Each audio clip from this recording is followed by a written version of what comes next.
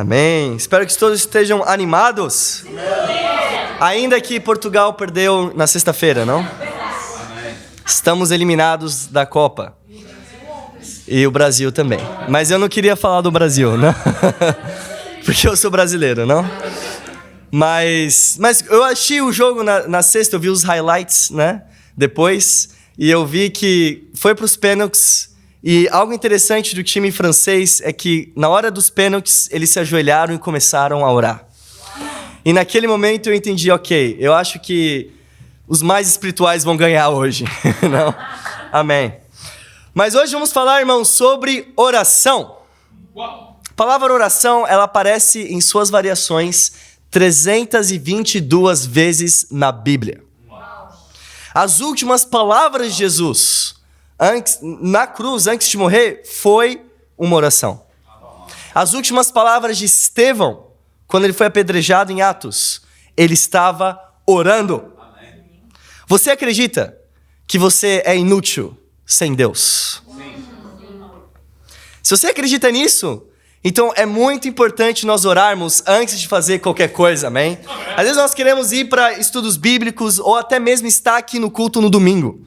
Mas se a gente não orou antes de vir aqui no culto domingo, nós acreditamos que talvez nós somos úteis sem Deus. Eu preciso orar, irmãos, todos os dias para poder ser útil para Deus.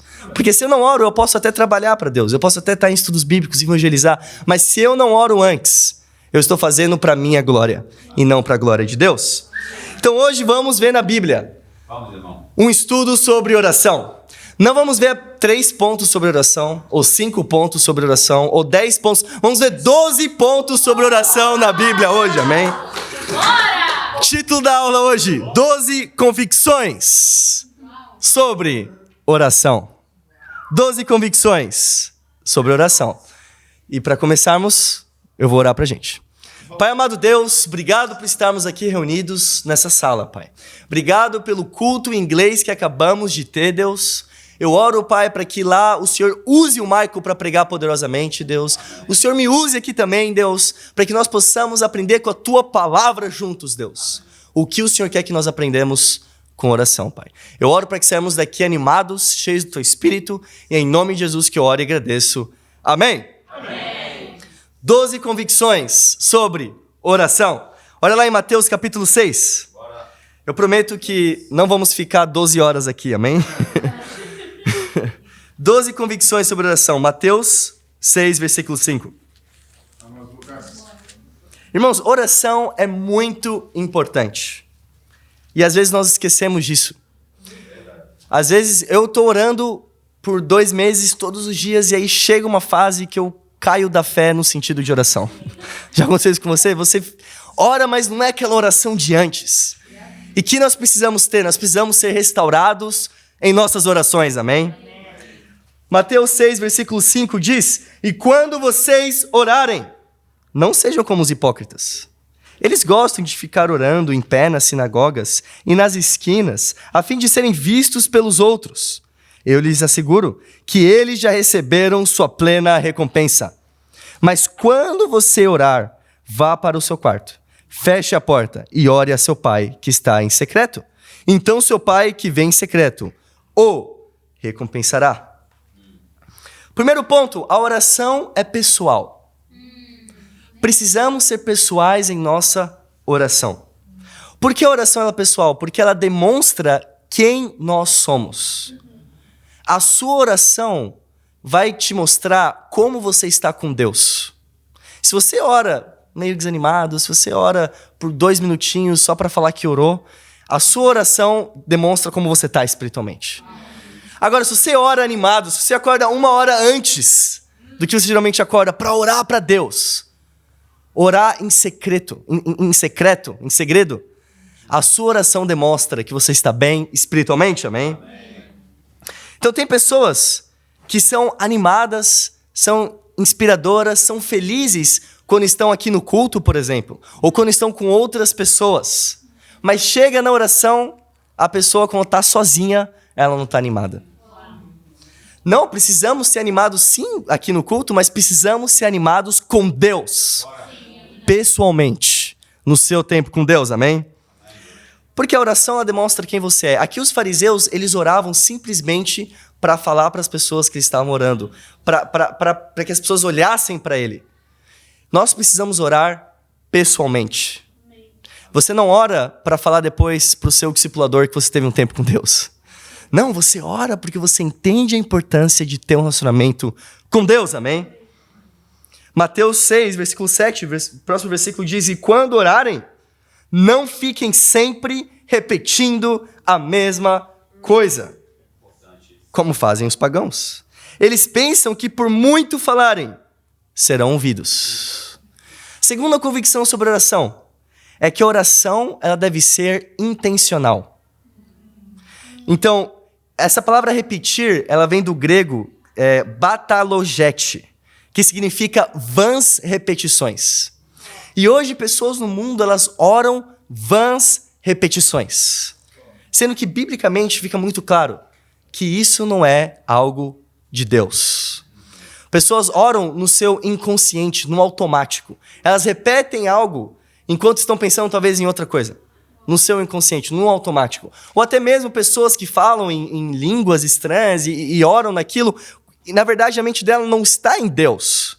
Ela só está apenas repetindo algo que ela ouviu de alguma outra pessoa. Precisamos ser intencionais nas nossas orações, amém? E eu caio nesse pecado muitas vezes, irmãos, de não ser intencional na oração. A Bíblia diz, no versículo 7, que nós não precisamos repetir a mesma coisa. Deus não tem amnésia, amém?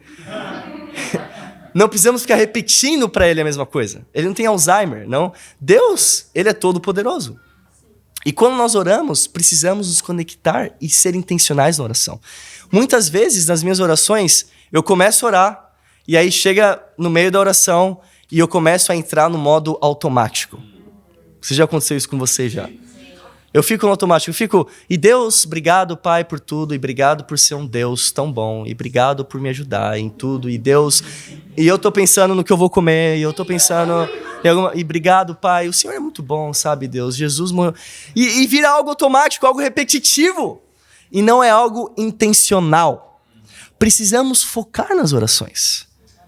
Porque Satanás, ele entende o poder de uma oração. E é nesse momento que você está travando uma batalha espiritualmente. Quando você ora, você entra no mundo espiritual. Você sai do mundo terreno, você entra no mundo espiritual. Você está falando com Deus nesse momento. E é nesse momento que Satanás começa a colocar os pensamentos nas nossas cabeças, para que a oração seja apenas algo automático. Não, oração deve ser intencional, amém? Uma prática que me ajuda muito é planejar as minhas orações. Então, eu tenho uma lista do que orar. Todos os dias eu acordo, vejo a lista. Eu não precisa ser legalista, né? Orar só para aquilo lá e vem alguma coisa na sua cabeça e você não ora depois. Não, ora também. Mas é bom nós planejarmos a nossa oração. Ok, hoje eu vou orar pela minha esposa, eu vou orar pelo ministério em português, amém? Vou orar por Kane e Claudimira hoje, não? Você planeja a sua oração e você ora para Deus, amém? Versículo 8. Não sejam iguais a eles, porque o seu pai sabe que vocês precisam, antes mesmo de o pedirem.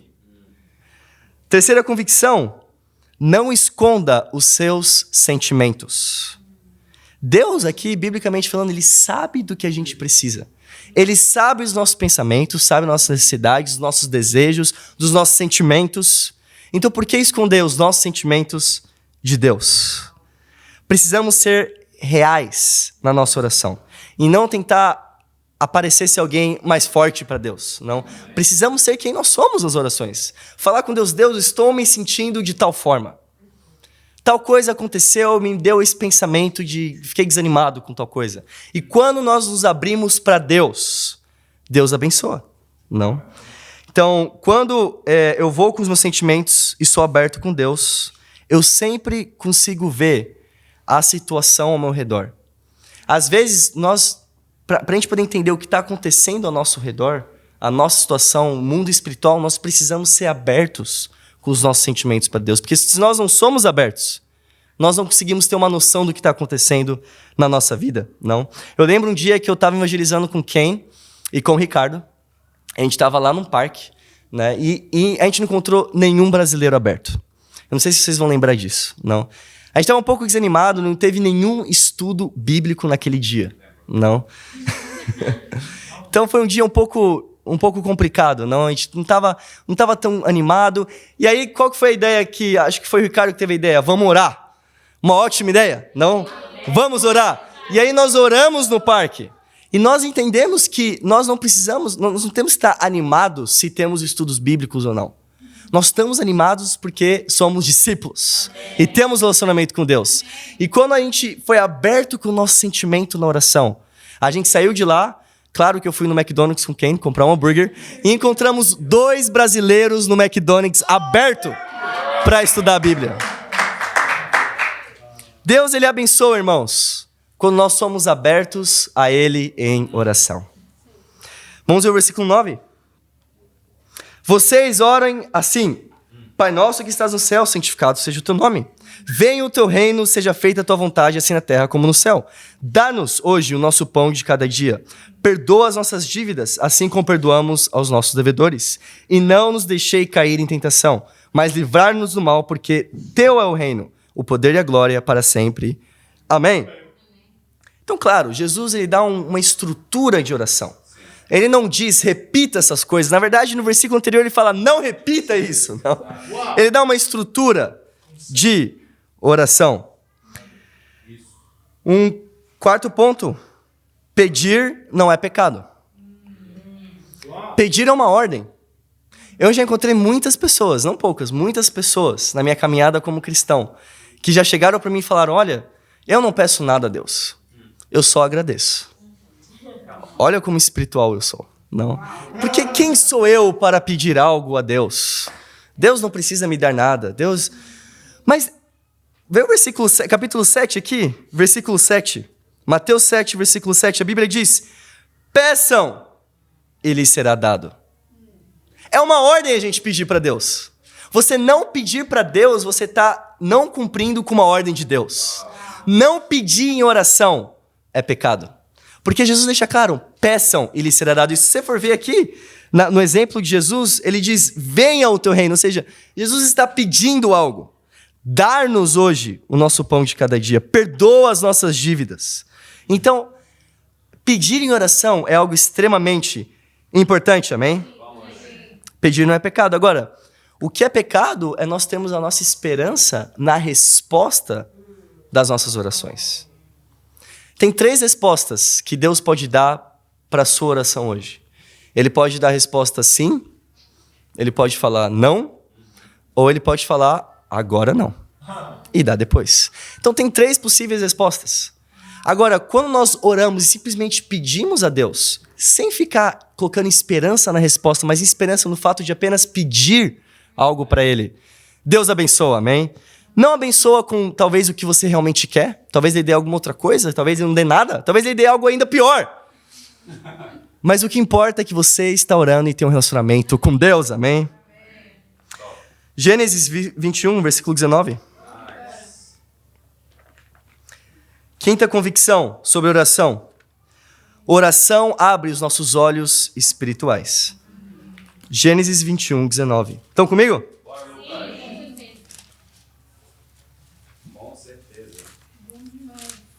Gênesis 21, 19. A Bíblia diz, então Deus lhe abriu os olhos e ela viu uma fonte. Foi até lá, encheu de água a vasilha e deu de beber ao menino. O que está passando aqui? Abraão, ele era casado com Sara e também tinha Agar como esposa. Ambas tinham um filho com Abraão. Sara tinha Isaac e Agar tinha Ismael. Não? Só que Sara tem ciúmes de Agar. E junto com Abraão, eles expulsam Agar de onde eles estavam. E Agar está com seu bebezinho, Ismael, num deserto. E ela começa a ter sede. E ela começa a ter fome. E aí ela senta num lugar onde pessoas estavam tirando flechas. Provavelmente matariam ela. Ou seja, ela estava com pensamentos suicidas ali. Ela faz isso de propósito. E o que ela faz? Ela começa a chorar. E Deus, a Bíblia diz, ele escuta o choro do menino que estava lá com ela. E por isso ele responde a Agar e ele fala, abra os seus olhos. Olha, tem uma fonte de água aqui, beba e dê o que beber ao menino. Agora, Deus é todo poderoso, ele pode fazer o que ele bem quiser. Se ele quiser criar uma fonte de água daqui agora, ele consegue criar agora. Mas é bem provável que a fonte de água já estava lá. Bastava Agar abrir os olhos espirituais. E ela abriu os olhos espirituais depois de chorar para Deus. A sua oração, ela abre os seus olhos espirituais. Ela te ajuda a entender o que está passando ao seu redor. Que talvez se você não orasse, você não ia ver aquela fonte de água ali. Mas a oração, ela te abre os olhos espirituais. Olha em 1 Reis, capítulo 18. Vamos, Lucas.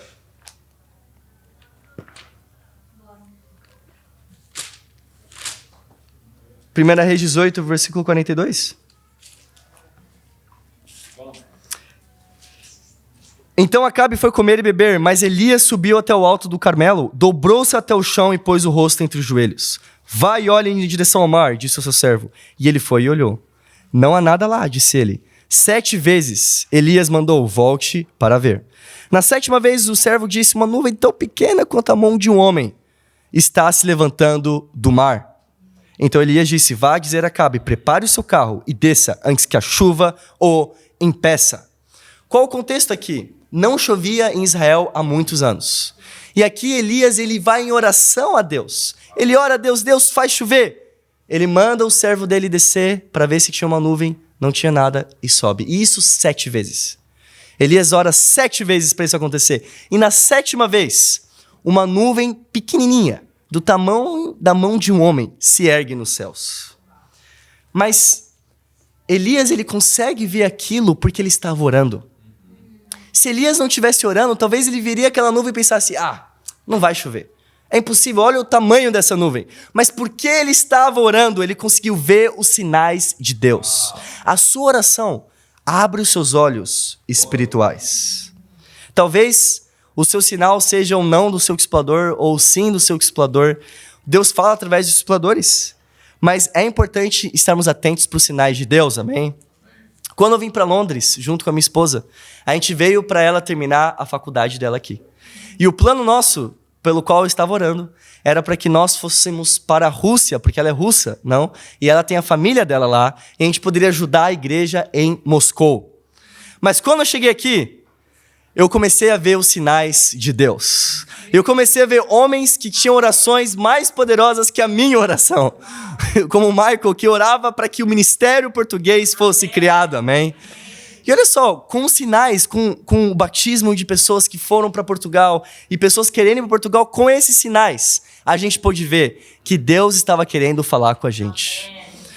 Porque a sua oração faz você abrir os olhos espirituais e perceber os sinais de Deus, amém? Amém.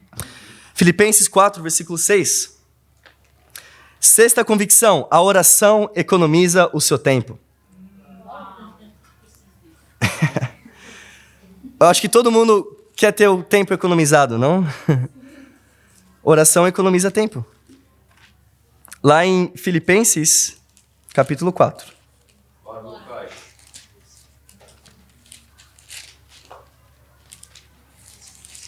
A Bíblia diz no versículo 6, não andem ansiosos por coisa alguma, mas em tudo, pela oração e súplicas e com ação de graças, apresentem seus pedidos a Deus. De novo a Bíblia fala pedidos. É importante pedir, não a Deus.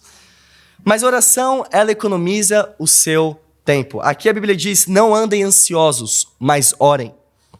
Então, muitas vezes nós andamos ansiosos. Eu, por exemplo, para preparar esse sermão aqui hoje para a gente, eu posso ficar, às vezes, quando eu estou escrevendo um sermão, eu estou fazendo qualquer coisa, eu posso ficar horas tentando preparar alguma coisa. Mas tem outros momentos que eu só oro por 5 minutos e Deus já começa a colocar as escrituras na minha cabeça. Não. Por quê? Porque oração economiza tempo. Às vezes nós podemos ficar 10 horas tentando fazer a mesma coisa. Quando, na verdade, se você ora por 10 minutos, você vai conseguir fazer tal coisa. Por exemplo, na universidade. Às vezes nós achamos que nós precisamos de 2 dias para estudar para uma prova. E talvez você precise de 2 dias para estudar para uma prova. Não como eu sempre precisei de mais tempo. Mas se você ora um pouquinho antes da prova, isso já faz uma diferença incrível. Porque oração economiza o seu tempo. Se você ora 1 hora por dia, apenas 1 hora por dia, em um ano você vai ter orado 365 horas. Em 50 anos, eu anotei aqui, em 50 anos, você vai ter orado basicamente 2 anos. E você pode pensar, nossa, eu perdi 2 anos da minha vida. Mas esses 2 anos vão ditar como vão ser os outros 48 anos da sua vida. Porque oração economiza tempo, amém? Salmo 109, estão comigo? Sim. Eu espero que vocês estejam muito animados para acordar amanhã e orar a Deus, amém? Se você não está animado para orar, tem outras 311 convicções na Bíblia sobre oração, amém? Salmo 109, versículo 7. A Bíblia diz, seja declarado culpado no julgamento, e que até a sua oração seja considerada pecado. A sua oração pode te condenar. A maneira como você ora, ela pode ser o pecado que está em sua vida hoje. Aqui a Bíblia diz que a nossa oração, ela pode ser considerada pecado. 7º ponto, a oração, ela pode te condenar. Eu não sei se já aconteceu com vocês nas suas orações, mas às vezes eu abro a Bíblia no meu tempo com Deus e eu vejo uma escritura muito incrível sobre evangelismo. Não? Nossa, eu preciso evangelizar, eu preciso chamar pessoas, eu preciso fazer discípulos, e eu vou orar a Deus. E a minha oração eu falo, Deus, me ajuda, eu quero fazer discípulos. Coloque uma pessoa aberta na minha vida hoje para eu poder compartilhar a minha fé. E aí eu termino de orar e o dia inteiro eu não compartilho a minha fé. Ou seja, a minha oração, ela me condenou no dia. Porque eu orei por algo, ou você ora, Deus, eu preciso me arrepender nesse pecado, e aí chega de noite e você comete o mesmo pecado. A sua oração, ela pode te condenar. Porque oração sem ação, ela provoca condenação. Não tenham, irmãos, tempos com Deus que te condenem. Tenha tempos com Deus que te inspirem, que te anima a poder sair de lá para fazer mais discípulos, para poder você colocar em prática o que você leu e o que você orou, amém? O seu tempo com Deus, a sua oração não é só de manhã, mas é durante o seu dia, amém? Não temos orações que nos condenam. 8ª convicção, oração te cura. Olha lá em Tiago, capítulo 5. A oração é capaz de curar. Tiago 5, versículo 16, muitos conhecem essa escritura, diz, portanto, confessem os seus pecados uns aos outros e orem uns pelos outros para serem curados. A oração de um justo é poderosa e eficaz. A oração de um justo é capaz de te curar espiritualmente, amém? Eu lembro lá no Brasil, quando eu era menor, estava no ensino médio ali, e eu lembro de muitas vezes ir para festas, e beber, e ficar bêbado, e fazer muitas coisas que eu me envergonho hoje. E chegar em casa de madrugada e encontrar a minha mãe orando por mim. A oração de um justo é poderosa. Talvez eu não tenha, sofrido algum acidente muito grave no mundo por causa das orações da minha mãe. A oração de um justo é capaz de te curar espiritualmente. E eu quero ter o maior número de pessoas orando por mim, amém? Então, irmãos, eu quero desafiar todos nós aqui. Fale com alguém que está nessa sala aqui hoje. Peça para alguém, talvez a pessoa mais próxima de você, para que ela ore por uma coisa por você. Uma coisa. E a oração de um justo é poderosa, amém? E é capaz que ocorra. Lucas capítulo 11.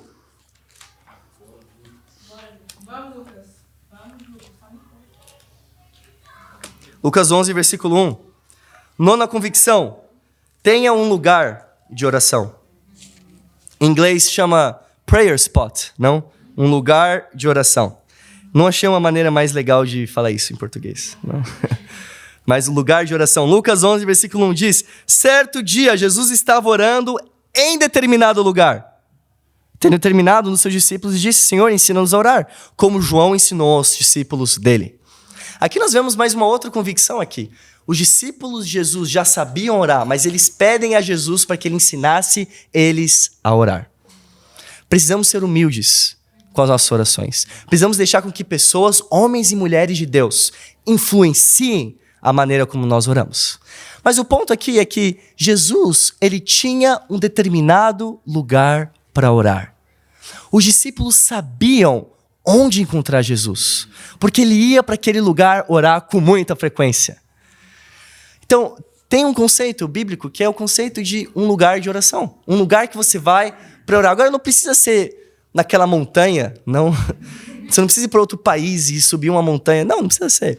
Pode ser um parque perto da sua casa. Não. Mas um lugar pelo qual você se conecta com Deus. Não uma oração que você faz deitado na sua cama por 2 minutos. Não, no seu pensamento. Não, isso não é uma oração. Uma oração poderosa, uma oração que você faz com todo o seu coração. E num lugar legal. Então, lá no Brasil, no Rio de Janeiro, eu morava lá. Eu tinha lá a praia da Urca, lá com a pedra em frente ao mar, em frente à montanha, em frente a tudo. E eu chegava de manhãzinha, então não tinha quase ninguém na praia, amém? E lá eu orava a Deus. Quando eu vim para Londres, demorou um pouquinho, mas eu achei um lugar de oração.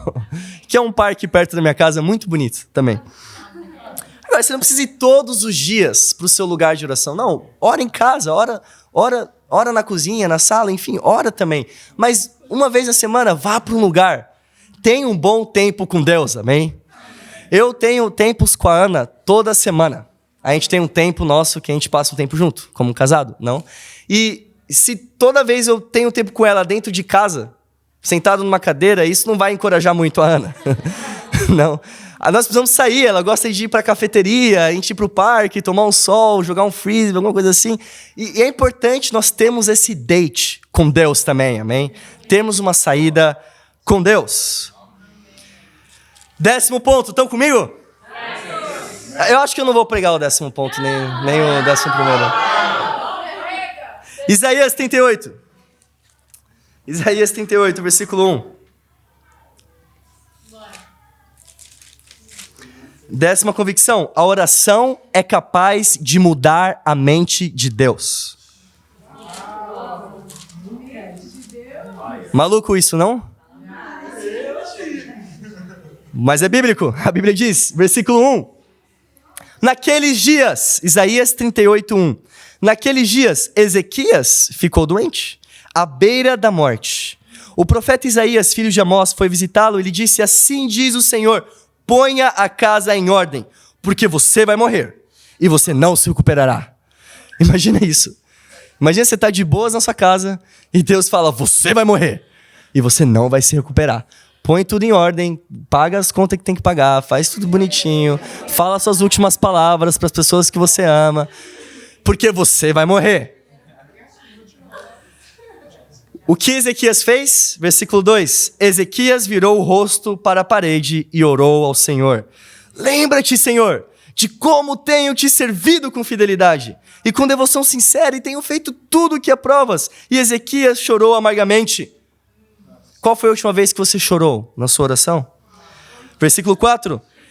Então a palavra do Senhor veio a Isaías. Vá dizer a Ezequias: assim diz o Senhor, o Deus dos antepassados de Davi: ouvi sua oração e vi suas lágrimas, e acrescentarei 15 anos à sua vida. Amém?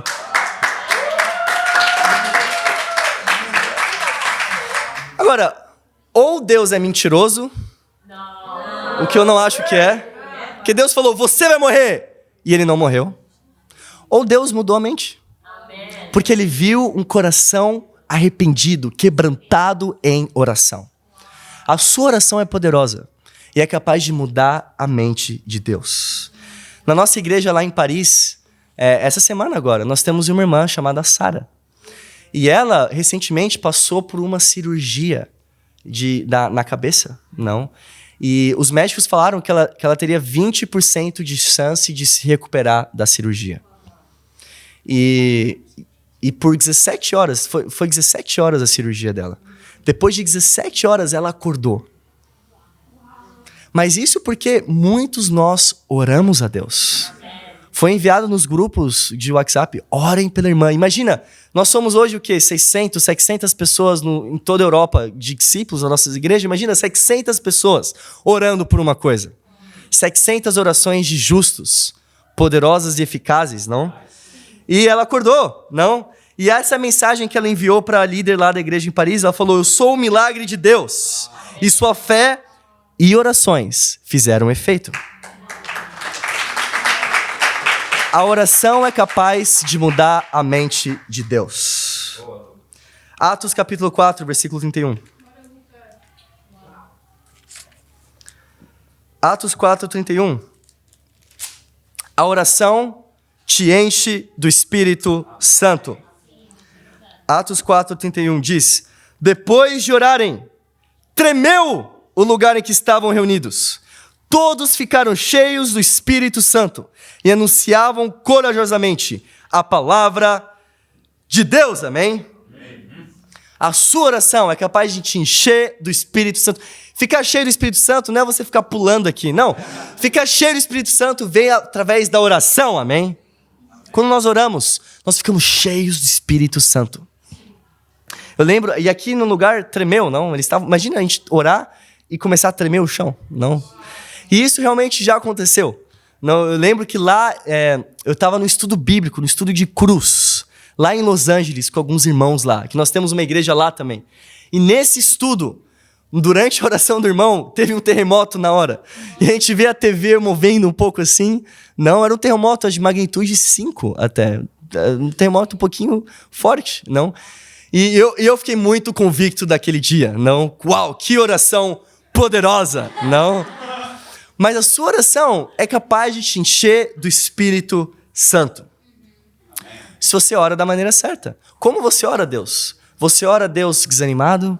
Deus, obrigado por tudo. Ou você ora a Deus animado? Cheio do Espírito Santo. Porque se nós não mudamos depois que oramos, nós apenas oramos para nós mesmos, não? Quando nós oramos, precisamos ter um coração mudado para Deus. E para mudar o nosso coração, é preciso de muita intensidade. Para estarmos cheios do Espírito Santo. E por último, 1 João capítulo 5. Nice.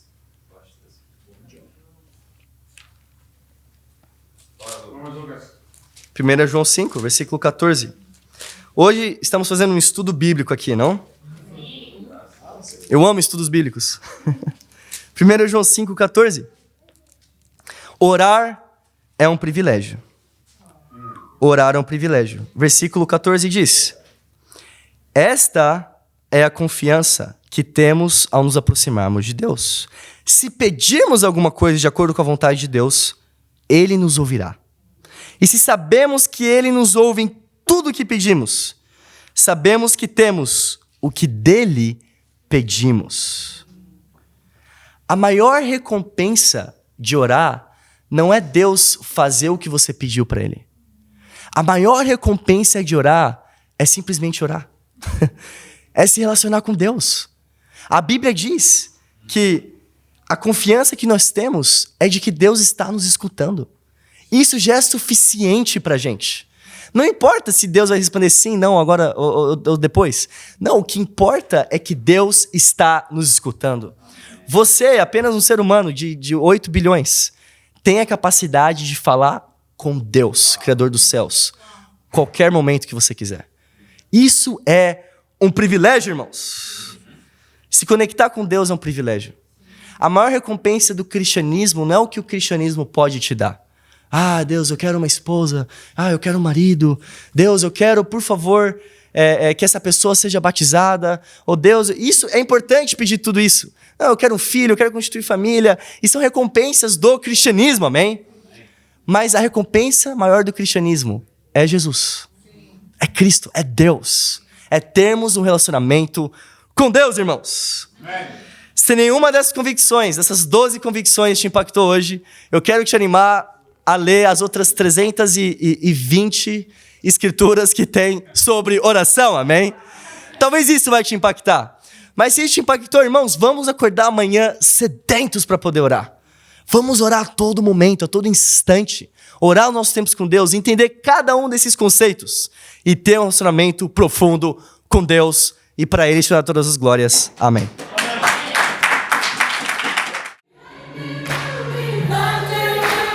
Amém.